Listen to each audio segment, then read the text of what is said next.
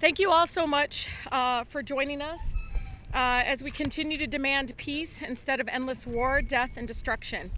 Thank you to many of my colleagues here who have the moral courage to speak out to save lives, no matter faith, no matter ethnicity.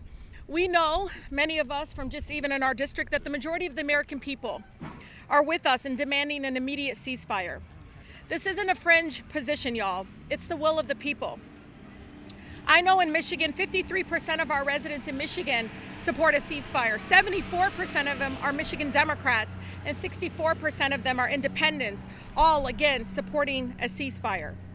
People all around the world, from all different backgrounds, faiths, ethnicities, have seen what is happening in Gaza and have decided that they can no longer remain silent.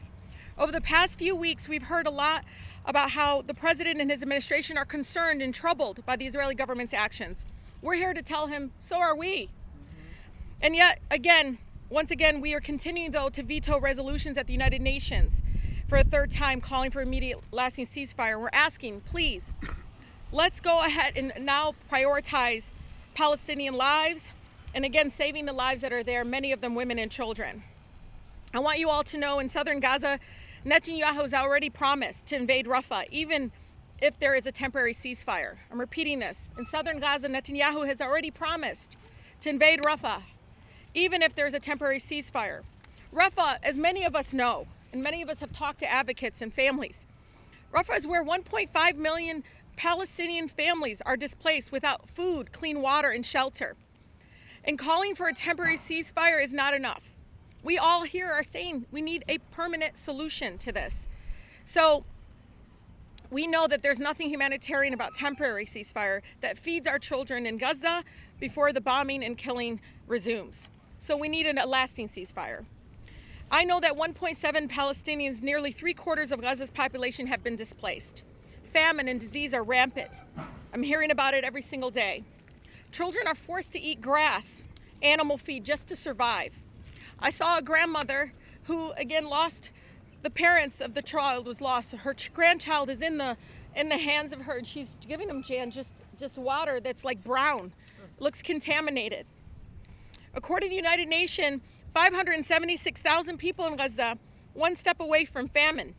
In northern Gaza, 1 in 6 children is malnutritioned.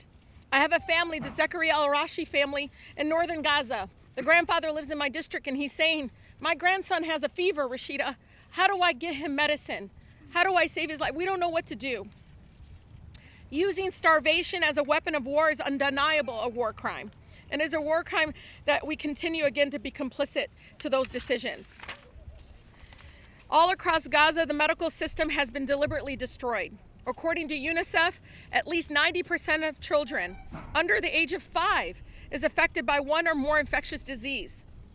Christopher Lockyer, Secretary General of Doctors Without Borders, told the United Nations Security Council, quote, there's repeated displacement, constant fear, and witnessing family members literally dismembered before their eyes.